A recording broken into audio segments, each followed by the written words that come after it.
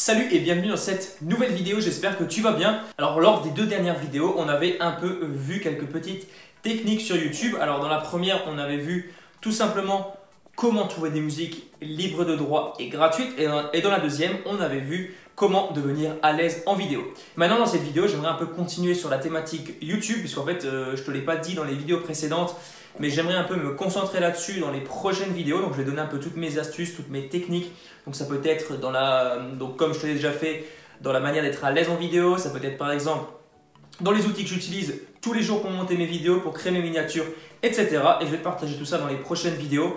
Alors je ne sais pas encore combien je vais en faire 2 ou 3. Donc si tu n'es pas encore abonné à la chaîne, n'hésite pas à le faire. Active la cloche de notification, surtout si tu es intéressé par YouTube et si tu veux vraiment en apprendre plus et de manière totalement gratuite. On passe à la vidéo, je te dis à tout de suite.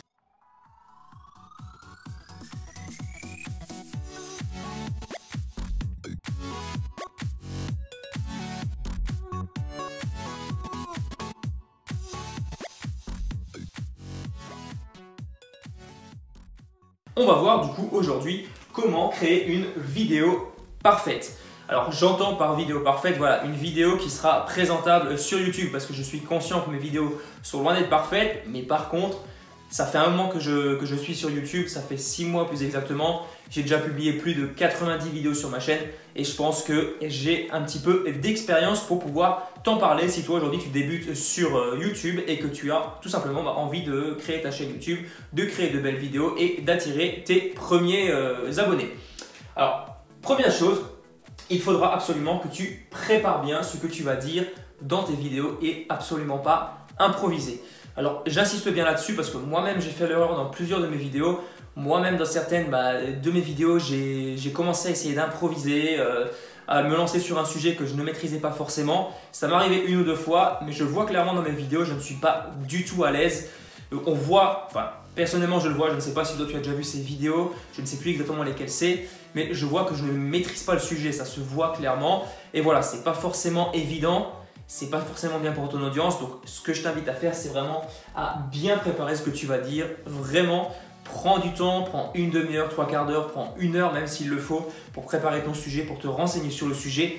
Et ensuite, tu vas pouvoir démarrer ta vidéo et on va voir comment tu vas pouvoir faire. Le deuxième point, justement, il va falloir que déjà tu définisses en fait une scène en règle générale que tu vas utiliser pour te filmer. Alors moi, par exemple, j'ai le tableau, j'ai par exemple mon ordinateur derrière, on voit l'écran qui est allumé, ce que j'essaie de faire en général pour avoir un petit gain de décoration, voilà. Après à toi de faire comme tu le souhaites, si tu veux par exemple mettre un beau tableau, mettre je ne sais pas des plantes, voilà, X décoration, voilà, c'est vraiment selon tes goûts. Mais il va falloir que tu fasses quelque chose d'assez bien ordonné pour que vraiment ça soit un peu agréable à voir et que les gens n'aient pas envie de fuir lorsqu'ils vont voir ton image. Ensuite, il va falloir que toi, tu cadres bien cette scène. Donc, il va falloir que tu sois bien disposé par rapport à cette scène. Donc, moi, par exemple, tu vois, là, tu me vois bien, tu me vois correctement, tu vois bien le tableau. Alors, bon, il y a le reflet, je sais, sur le tableau, c'est pas forcément bien visible. Mais en fait, tu comprends le principe. Hein. Il faut vraiment que tu sois visible. Il ne faut pas que tu sois hyper loin de la caméra, que tu sois, par exemple, beaucoup trop près où on voit juste ta tête. Mais il faut vraiment un juste milieu. Ce que tu peux faire, en fait, c'est vraiment utiliser les petites règles que tu as sur les appareils photo. Je te montre rapidement. Alors, s'il décide à s'allumer. Donc, c'est là-dessus, en fait, tu vois des petites... alors, je ne sais pas si tu verras, mais voilà, ce sont des petites règles que tu vas tout simplement pouvoir disposer automatiquement sur ton appareil photo. Et toi, tu vas pouvoir te positionner par rapport à ces règles. Et ça, c'est super pratique pour vraiment cadrer ta vidéo.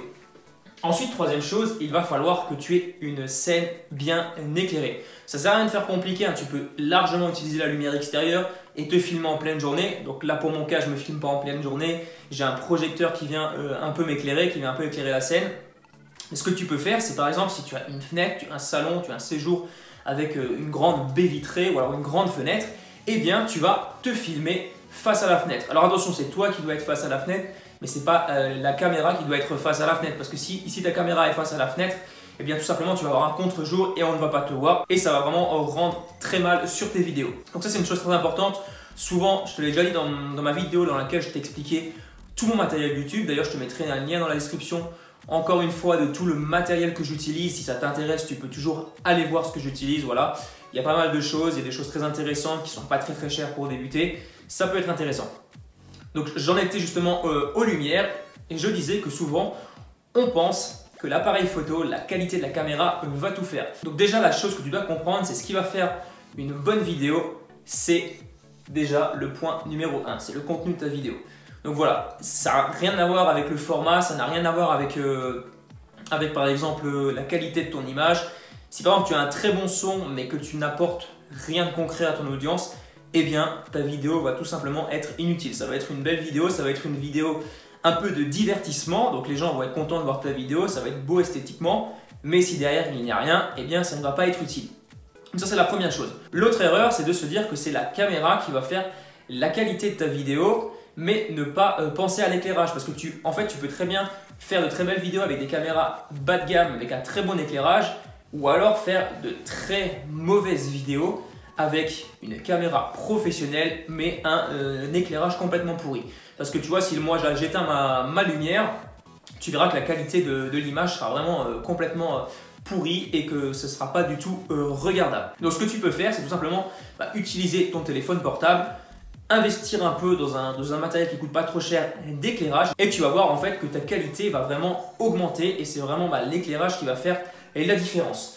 Quatrième chose, je te conseille vivement de filmer au minimum en 720p. C'est tout simplement une résolution. Alors pourquoi je dis ça? Parce qu'aujourd'hui sur internet, tu as énormément de concurrence. Quand tu regardes les vidéos des grands youtubeurs, eh bien tout simplement, elles sont de très bonne qualité. Et si toi tu viens derrière avec des vidéos complètement pourries, eh bien tu risques les gens risquent plutôt d'aller voir ailleurs s'ils ne sont pas satisfaits de la qualité de ta vidéo. Alors ça sert à rien d'essayer de faire parfait, mais c'est quand même à mon avis un minimum le 720p. Il y a beaucoup de caméras frontales, même de téléphones aujourd'hui qui le permettent, donc je te conseille vraiment de viser ce format et pourquoi pas par la suite d'aller plus haut. Ensuite, en cinquième point, faire attention au son. Donc moi-même j'utilise un micro-cravate juste ici. Encore une fois, je te mettrai le lien dans la description ou je te mettrai le lien de l'autre vidéo dans laquelle je te présentais tout mon matériel si ça t'intéresse. Mais le son passe à mon avis avant la qualité de la vidéo parce qu'en fait c'est vraiment de cette manière que tes visiteurs vont comprendre ton message. Parce que si tu soignes bien ton contenu et que le format de sortie n'est pas compréhensible parce que tu as un son qui grésille, un son qui est complètement pourri, qui n'est pas compréhensible, eh bien les gens ne vont pas aller jusqu'au bout de ta vidéo, ils vont arrêter et ils vont passer à la vidéo suivante.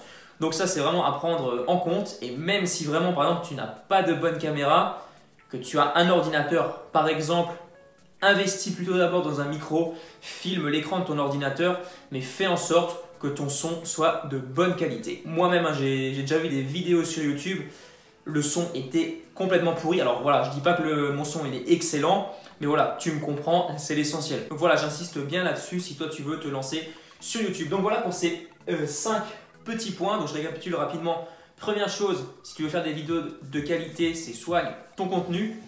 Deuxième chose, il va falloir que tu cadres bien ta scène, que tu te cadres bien par rapport à cette scène pour que tu en ressortes le maximum possible. Et aussi, il va falloir que tu définisses un petit décor assez sympa derrière, quelque chose qui soit un peu attractif. Ensuite, troisième chose, bien éclairer ta scène pour vraiment être visible et pour avoir une image de qualité. Et ça, tu peux le faire avec un téléphone à 150 € sans problème. Tu peux prendre aujourd'hui n'importe quel téléphone à ce prix-là. Il y a la possibilité de te filmer au moins dans une résolution de 720p. Donc le quatrième point, filmer en 720p. Et le cinquième point, faire attention à ton son. Donc voilà pour cette vidéo, voilà pour ces quelques petits conseils. Encore une fois, ne prends pas trop de temps à te focaliser sur la qualité de ta vidéo. Bien sûr, il faut que ce soit de bonne qualité, mais tu vas voir que c'est au fur et à mesure que tu vas progresser. Mais focalise-toi aussi sur ton contenu en premier. Donc voilà, n'oublie pas de t'abonner à la chaîne si ce n'est pas encore fait. Active la cloche des notifications également pour recevoir une notification à chaque fois que je sors une vidéo. En attendant, je te dis à demain pour la prochaine vidéo. Allez, ciao!